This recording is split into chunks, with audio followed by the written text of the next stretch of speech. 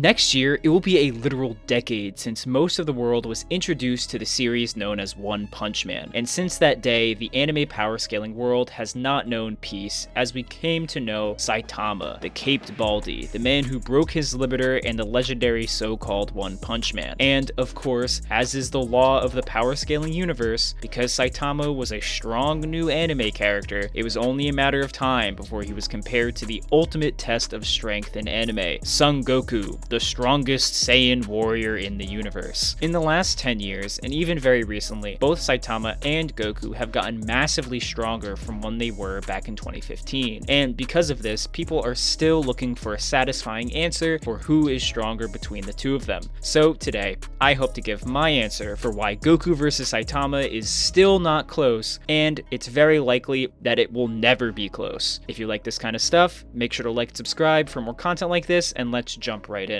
For this video, we'll mostly be covering the more recent scaling metas that exist for the One Punch Man universe, ones that didn't exist the last time I talked about Goku vs Saitama a couple years ago. These feats obviously only exist in the manga, so if you care about spoilers, you're probably gonna have to sit this one out. I'm sure this stuff will get adapted in like season 5 in another 15 years from now. Before we talk about these feats though, let's set an absolute bare minimum baseline for Goku's power so we can see if Saitama measures up to these feats at all. Of course, as always, Goku's best feat continues to be his performance against Beerus in Battle of Gods. By clashing their fists together, the shockwaves were going to turn the entirety of Universe 7 into an empty void. We know this contains numerous completely separate spacetimes that are likely or directly confirmed to be universal in size, including the living world, the other world with Hell and Heaven, the Kai realm, and the demon realm, which are finally getting to see in Dragon Ball Daima. Regardless, separate infinite 3D structures like this contained with another space would mean that the entirety of Universe 7 is at least a 4D spacetime, making this feat low multiversal given how it is a fraction of Goku's power. The reason we don't see later feats like this in Dragon Ball is that it was Goku's lack of control over Super Saiyan God that was causing the shockwaves in the first place, and they went away once he figured out how to properly use his power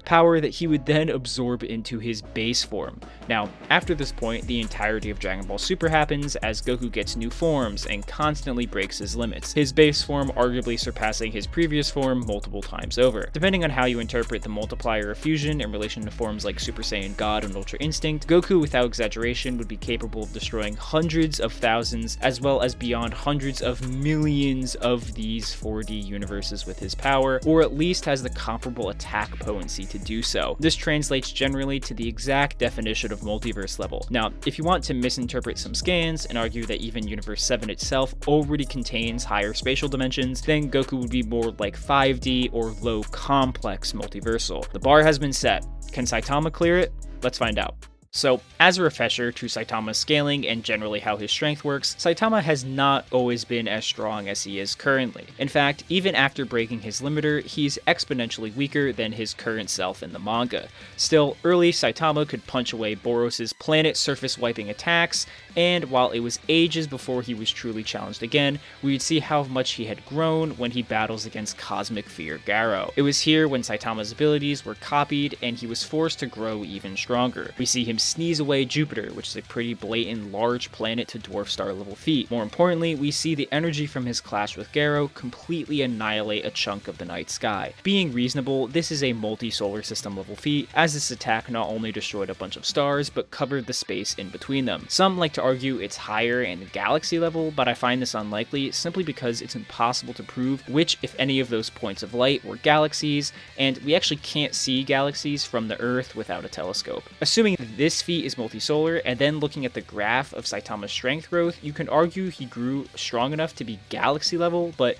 this doesn't change much in the grand scheme of things, as this would still put Saitama as below even the Buu Saga mid-tier levels of power, like Fat Buu, which is where his scaling ended in my last coverage of this fight. However, since then, the story has continued, and we've been introduced to a new villain who also has a fraction of the power of God, known as Empty Void. It's from Empty Void and the description of his abilities that the One Punch Man verse has potentially been upscaled. Using a special ability, Empty Void can enter into a hyperspace and interfere from a higher dimension, essentially attacking from a higher space that makes the damage guaranteed to hit and ignore distance and size. We also know this realm supposedly has other possible worlds within it, and this is the space where God exists, who is continued to be hyped up as like the final boss of the series. While Saitama himself has not fought Empty Void, he has fought Garo, who was similarly amped by God, and Empty Void fought weaker characters than Saitama. So what does this mean? Well, it either means a lot, or doesn't mean much at all, actually. Firstly, we need to figure out if this space is actually higher dimensional in a mathematical sense. And honestly, right now, I think it's a toss-up. While yes, hyperspace can mean a fourth dimensional space,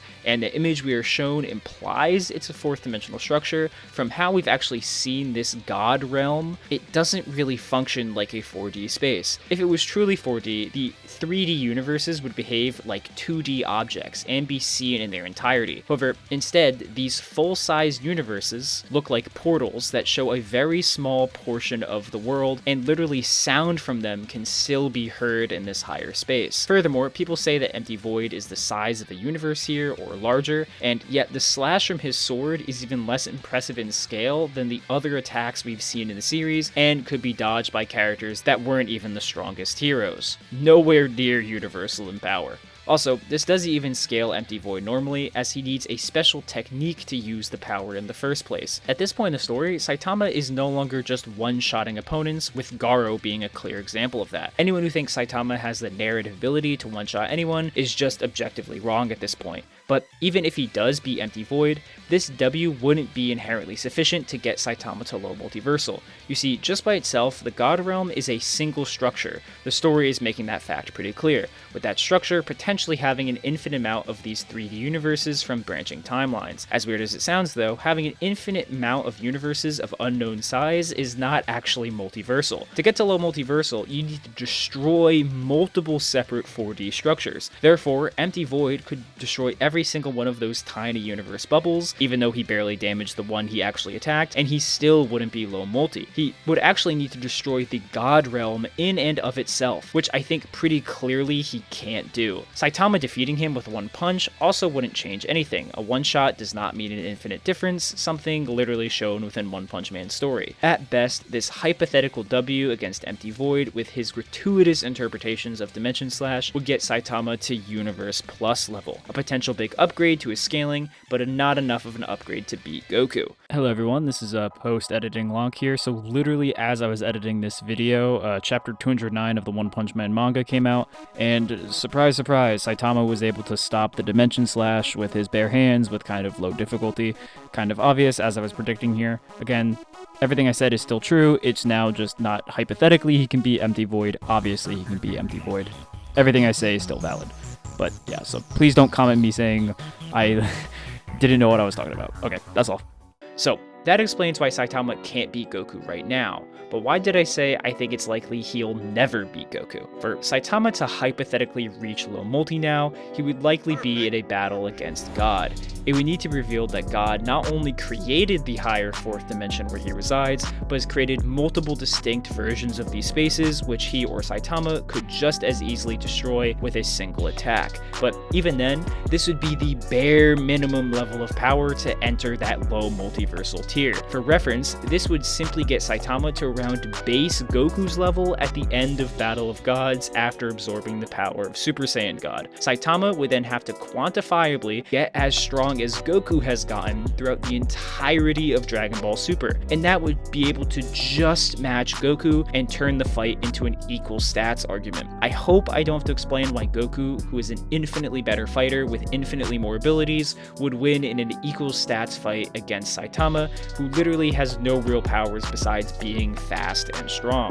Besides this though, there really aren't any other good scales or arguments to get Saitama over Goku. The same terrible ones that have been used essentially since Saitama's conception. Being a comedy or gag character doesn't matter in his scaling, and Goku honestly has better gag feats than Saitama, and due to being stronger than Beerus with Mastered Ultra Instinct, he can just cancel out the gag abilities of gag characters who are actually way more comedy based than Saitama, like Arale. I've seen people point to stat charts that say Saitama has infinite power, but again, infinite 3D power wouldn't be enough to beat Goku anyway, so that doesn't work either. Still, Saitama does have a path that I've outlined today where he could potentially become a real rival to Goku in power, no doubt, but a lot of power scaling things have to go perfectly for him to make that happen, and I'm honestly cynical about that happening because of just how insane the power growth over Dragon Ball Super is. But either way, Goku vs Saitama still isn't close, but it's definitely closer than it's ever been. Stay tuned for part 3 when Saitama gets outerversal scaling. If you made it this far, thank you so much for watching.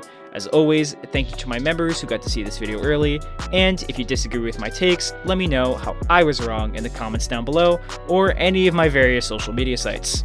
That's all from me. See ya.